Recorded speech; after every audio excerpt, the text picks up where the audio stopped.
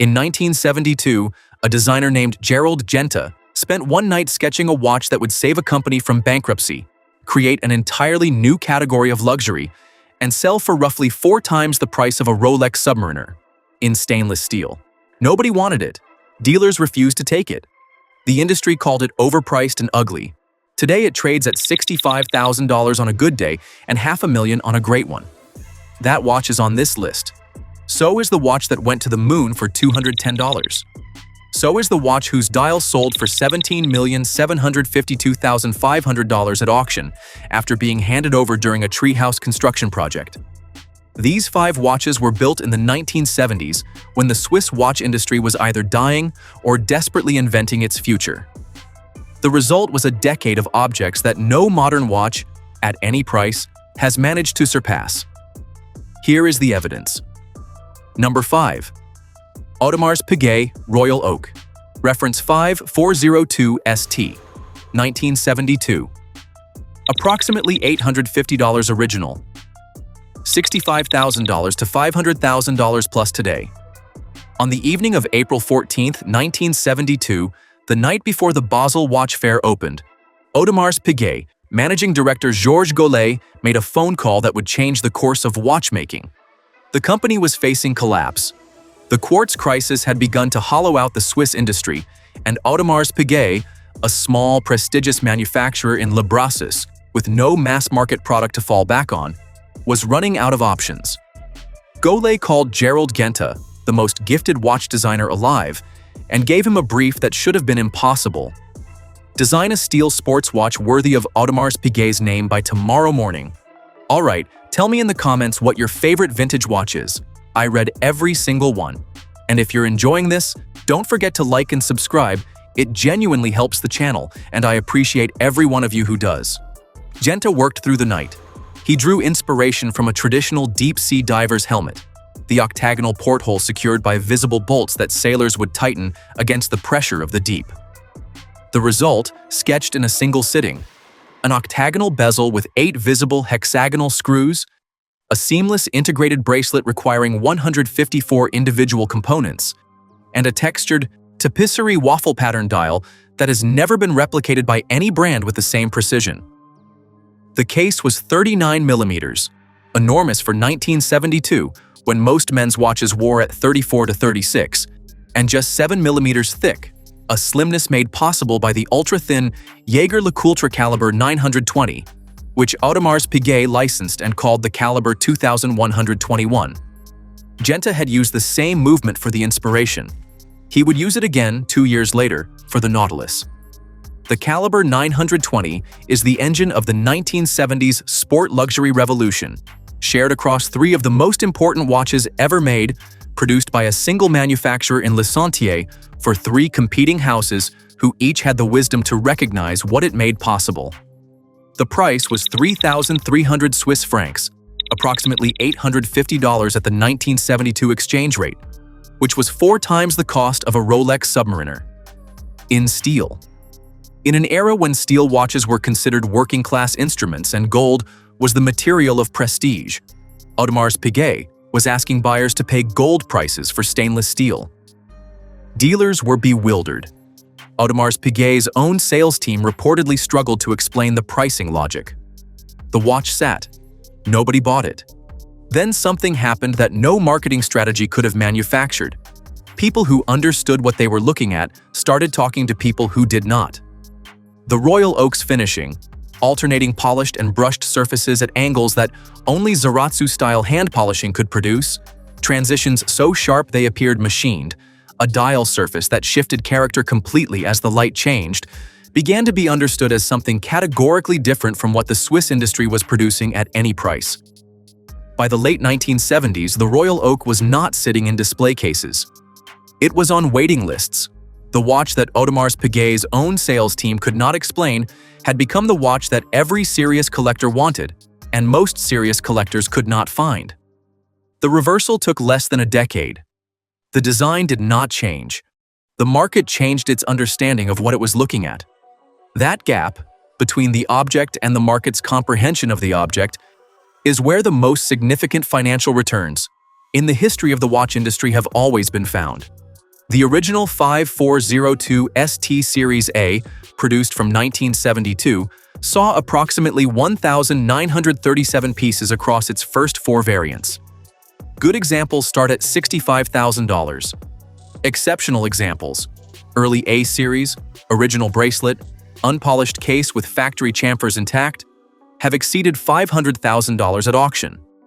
The modern Royal Oak Jumbo, the 16202 ST that AP produces today, retails at $40,100 and trades on the secondary market at $70,000 to $85,000.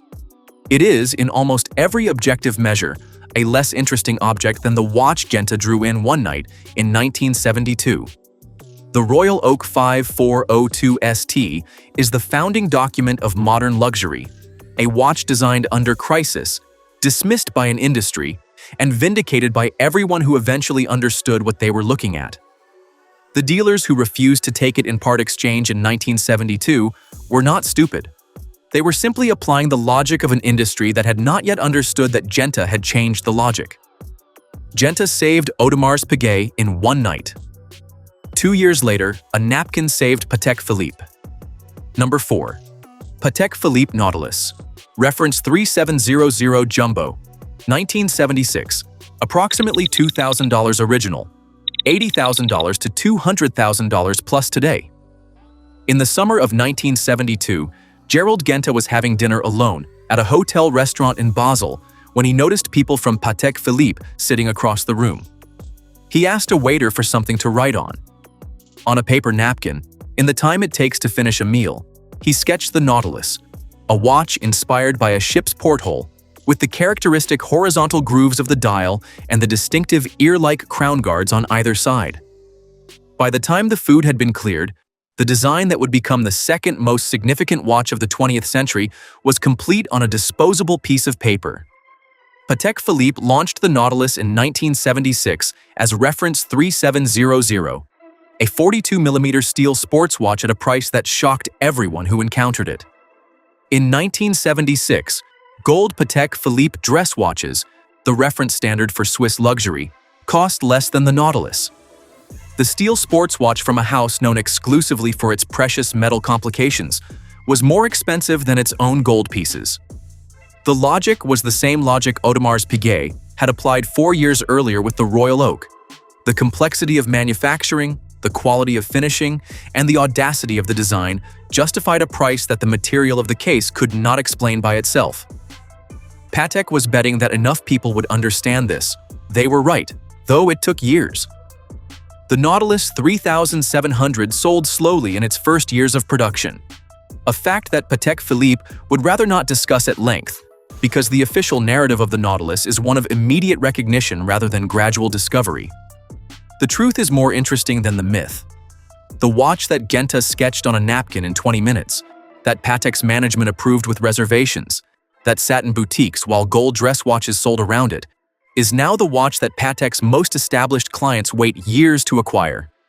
The napkin has never been found. The reference 3700 is known among collectors as the Nautilus Jumbo, 42mm in an era when most dress watches wore at 34 to 36. The integrated bracelet, designed to flow seamlessly from case to wrist without visible joins, required a manufacturing precision that Patek's production team had to develop specifically for this watch. The caliber 28-255, which Patek developed from the same JLC 920 platform that underpins the Royal Oak's caliber 2121, is 2.57mm thick, one of the thinnest automatic movements ever produced, allowing the 3700's case to achieve a slimness that made wearing a 42mm watch feel closer to a dress watch than a sport one. Patek discontinued the core reference 5711 in 2021. The announcement caused pre-owned 5711 prices to surge overnight. The 3700 Jumbo, the original, rarer, more historically significant version, trades today between $80,000 and $200,000 for complete examples in good condition. The current Nautilus entry price in steel is approximately $35,000 at retail, available almost exclusively through boutique allocation to established clients. The watch Genta, sketched on a restaurant napkin over dinner in 1972, is now the most waitlisted watch Patek Philippe makes and one of the 10 most recognized watches on Earth. Modern Patek Philippe produces a version of it at $35,000. And even at that price, with that weight, against that allocation process, collectors consider themselves fortunate to access it. The 1976 original is worth more than twice that in the secondary market on a conservative day. On an exceptional day, with the right dial condition and original bracelet, it is worth considerably more. No modern Nautilus in steel trades below its retail price. Many trade significantly above it. The watch Genta drew during dinner in Basel is now one of the 3 most liquid investments in the watch world, alongside the Rolex Submariner and the Daytona. It was created in a hotel restaurant. The restaurant no longer exists. 2 watches, 1 designer, 1 napkin, 1 hotel room, 1 crisis-fueled overnight session. The 3rd watch of the decade was designed by someone else entirely, and almost nobody noticed. Number 3. Vacheron Constantin 222. Reference 46003. 1977. Approximately $3,000 to $4,000 original. $33,000 to $200,000 plus today. The Vacheron Constantin 222 is the 3rd member of a triumvirate that defined an entire decade of watchmaking. The Royal Oak, the Nautilus, and a watch that almost nobody outside serious collector circles knows exists. That obscurity is not a reflection of quality. It is a reflection of production volume so small and marketing so restrained that the 222 spent 5 decades as the best-kept secret in sport luxury watchmaking. In 2022, Vacheron issued a reissue for the 222's 45th anniversary. It sold out immediately. The collector community had known about it for years. Everyone else discovered it all at once. The 222 was created by designer Jurg Hisek to celebrate Vacheron Constantin's 222nd year. The world's oldest continuously operating watch manufacturer, founded in 1755. The design drew inspiration from Italian Gothic architecture, specifically the geometric precision of Arnolfo di Cambio's work on the Cathedral of Santa Maria del Fiore in Florence. The result was a 37mm tonneau case with an integrated bracelet, a grooved bezel in a different register from the Royal Oak's octagonal bolt pattern, and a Maltese cross, Vacheron's heraldic symbol, set into the lower right corner of the case. The movement was the caliber K1121, Vacheron's version of the same JLC 920 platform that appears in both the Royal Oak and the Nautilus.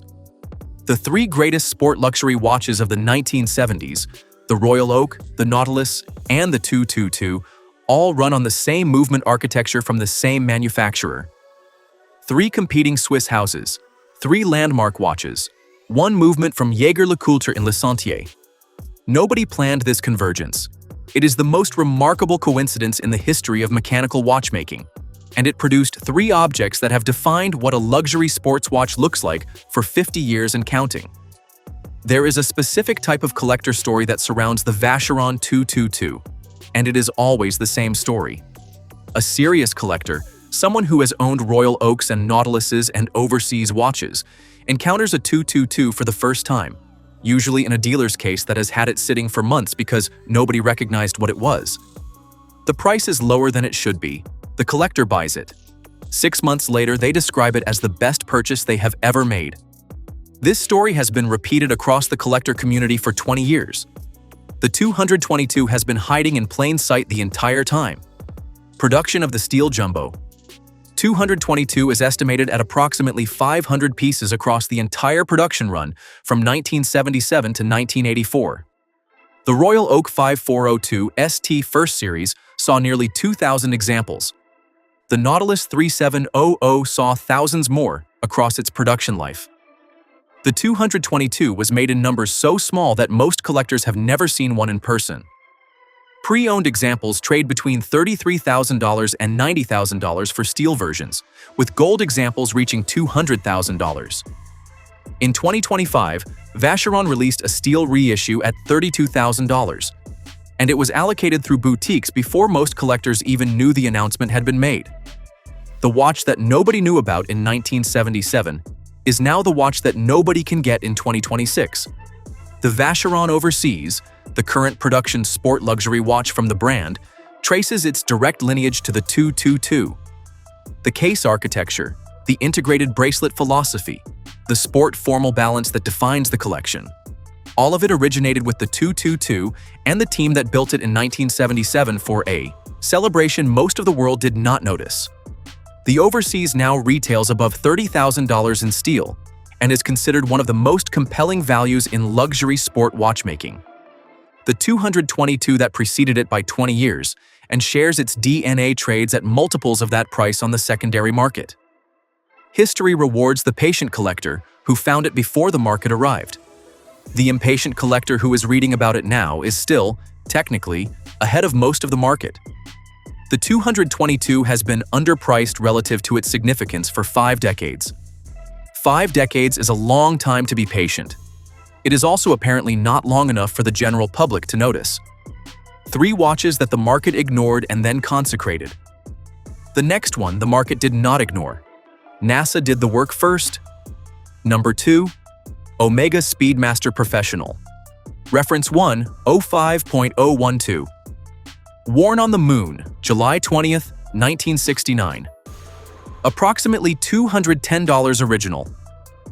$5,000 to $50,000 plus today.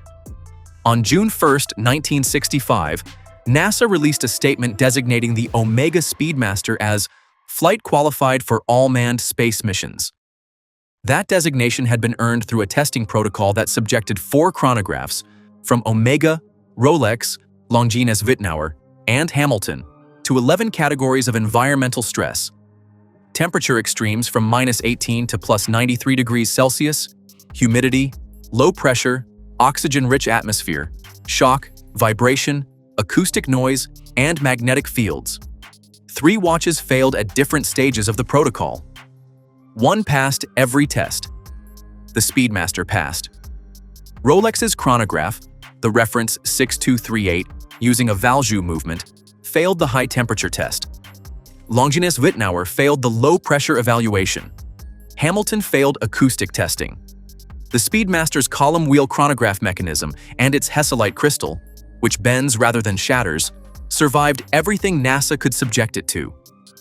The crystal decision matters. NASA chose Hesselite specifically because a sapphire crystal that shatters in a pressurized environment is more dangerous than an acrylic one that deforms. The choice that collectors sometimes consider a limitation is the choice that passed the test. On July 20th, 1969, Buzz Aldrin stepped onto the surface of the Moon. Neil Armstrong's Speedmaster had been left aboard the Eagle as a backup timer after the onboard electronic clock malfunctioned. Aldrin's was on his wrist, the reference 105.012, powered by caliber 321 with a column wheel chronograph mechanism that Lemania had designed and Omega had refined, became the first watch worn on the surface of another world. It had retailed for approximately $210. For the price of a reasonable dinner, a person in 1969 could have acquired the watch that would go to the moon. Most people bought dinner. Some people bought the watch. The difference between those 2 decisions, measured in 2026, is approximately $35,000 on the low end. The caliber 321 is what collectors seek specifically. It is a hand-wound column wheel movement with 17 jewels, beating at 18,000 vibrations per hour, assembled with the kind of individual attention that Omega's current production volumes cannot replicate. The column wheel mechanism, the same architecture that defines precision in haute horlogerie chronographs today, was standard in the 321, not a premium feature. Later Speedmasters used the caliber 861, then the 1861, then the 3861. The 321 remains the movement that serious Speedmaster collectors consider the benchmark. A vintage Speedmaster 105.012 in good original condition with matching lume, correct dial, and original bracelet trades between $15,000 and $35,000.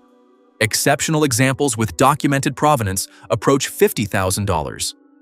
The current Speedmaster Moonwatch Professional in Hesselite retails at approximately $6,500.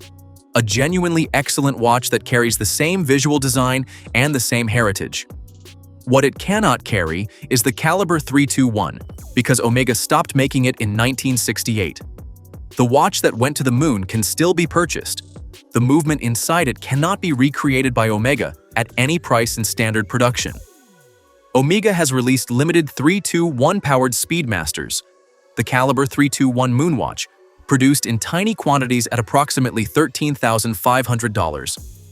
But these are not the 1960s caliber. They are modern interpretations using modern tolerances and modern components. The column wheel chronograph that survived NASA's 11-category torture test in 1965 was assembled by human hands in 1960s, Switzerland, with 1960s watchmaking standards that no modern factory reproduces at scale. That specific combination of material, assembly, and era cannot be replicated by any amount of money Omega is willing to spend on a production watch. That distinction is what the secondary market is pricing. The same movement in a different context earned NASA's Silver Snoopy Award in 1970 after Apollo 13, the mission where a manual engine burn timed on a Speedmaster brought Jim Lovell, Jack Swigert, and Fred Hayes back from 200,000 miles away after an oxygen tank explosion scrubbed the lunar landing. The Speedmaster was not just the first watch on the moon. It was the watch that helped bring men home from space when everything else had failed. No watch made in 2026 can claim either of those things. NASA certified the Speedmaster for all manned space missions. The market certified it for all collector portfolios. The final watch on this list needed neither NASA nor the collector market to establish its value. It needed one actor, one treehouse, and 33 years of patience. Number 1. Rolex Cosmograph. Daytona Paul Newman. Reference 6239. 1963 to 1969. Approximately $210 to $300 original. $250,000 to $17,752,500 today. In 1984, Paul Newman was building a treehouse with James Cox, the young man dating his daughter Nell. At some point during the construction, Newman looked at the watch on his wrist and made a decision. He pulled it off. He handed it to Cox. He said something to the effect of, "If you remember to wind it, it keeps pretty good time." Cox took the watch and wore it for years. He did not know what was on his wrist. Nobody told him. In 2017, Cox brought the watch to Philippe's auction house in New York. It sold for $15,500,000. $17,752,500 with buyer's premium. Newman's personal Rolex Daytona, reference 6239, with the engraving "Drive Carefully Me" on the caseback from his wife Joanne Woodward, was the most expensive wristwatch ever sold at that moment in history. A watch that had been handed across a treehouse construction project for no particular reason. The Rolex Daytona had spent the 1960s sitting unsold in dealer display cases. Rolex had introduced the Cosmograph in 1963 as a racing chronograph for drivers' timing laps at the Daytona International Speedway. Dealers reportedly refused to take it in part exchange. It had no cultural cachet, no famous association, no reason to be desirable. Then Paul Newman, one of the most photographed men in America, was seen wearing one with an unusual, exotic dial. The dial had Art Deco sub-register layouts, crosshair centers in each sub-dial, and contrasting textures between the main dial and the registers. Nobody at Rolex had called it a Paul Newman dial. Italian magazines covering Newman began using the phrase. The name spread. Demand arrived. The Paul Newman Daytona exists across 6 canonical references: 6239, 6241, 6262, 6263, 6264, and 6265. The 6239 is the reference Newman himself wore. Steel bezel, manual wind value 722 movement, pump-style chronograph pushers. Not every 6239 has an exotic dial. The standard dial version is significantly less valuable. The exotic dial was simply one option among several when the watch was ordered, which means the premium of several $100,000 rests on a dial choice made by an anonymous Rolex dealer in the 1960s with no awareness of what they were selecting. In good condition with an exotic dial, a 6239 starts above $250,000 on the secondary market.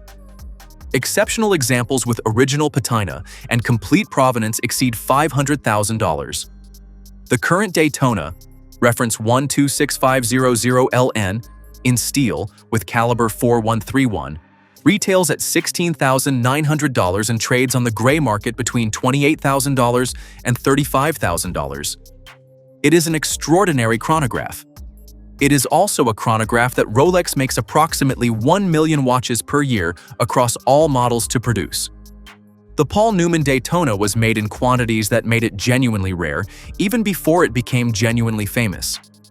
The combination of rarity, provenance, and one of the most celebrated names in 20th century American culture produced the most expensive wristwatch sale of the decade. A watch Cox received over a treehouse, kept for 33 years, and sold for $17 million. Pretty good timekeeping for something that cost $210 new. 5 watches. 5 prices that started between $210 and $4,000. 5 values that now start between $33,000 and $17,752,500. 1 decade. 1 designer who worked through the night in a hotel room and changed what luxury meant. 1 astronaut who stepped onto the moon in a $210 chronograph. 1 actor who handed his watch to a young man during a construction project and inadvertently set a world record. 1 collection that nobody wanted and that everyone now covets. 1 watch that the oldest watchmaker in the world made in quantities so small that its reissue sold out before most collectors noticed the announcement. Modern watchmaking produces beautiful objects. It produces technically accomplished objects. What it cannot produce is the specific conditions, crisis, invention, desperation, and genius working simultaneously, that made these 5 watches possible. Gerald Genta is gone. The specific conditions that produced 1 designer saving 2 companies in 3 years, with designs sketched in hotel rooms and on restaurant napkins, do not exist in modern watchmaking, where committees approve designs, brand committees approve committees, and nothing reaches production in a single overnight session. The quartz crisis that forced Swiss watchmakers to invent or die produced 5 objects on this list that modern watchmaking, with unlimited budgets, advanced materials, and 5 decades of accumulated knowledge, has not surpassed on the criteria that actually matter: originality, significance, and the specific quality of being made at exactly the right moment by exactly the right people under exactly the right pressure. The 1970s will not repeat. Neither will these watches. The committees and the brand guidelines and the market research and the focus groups that govern modern watchmaking are not producing Gerald Genta working through the night. They are producing excellent watches. Excellence is not the same thing as the objects on this list. The difference is visible in the secondary market, and it always will be. Thank you so much for watching this video all the way to the end. I really hope you enjoyed it. If you did, drop a like and let me know your thoughts in the comments. And I'd genuinely love to hear what kind of topics you'd like to see next, so leave that in the comments too. I read every single one.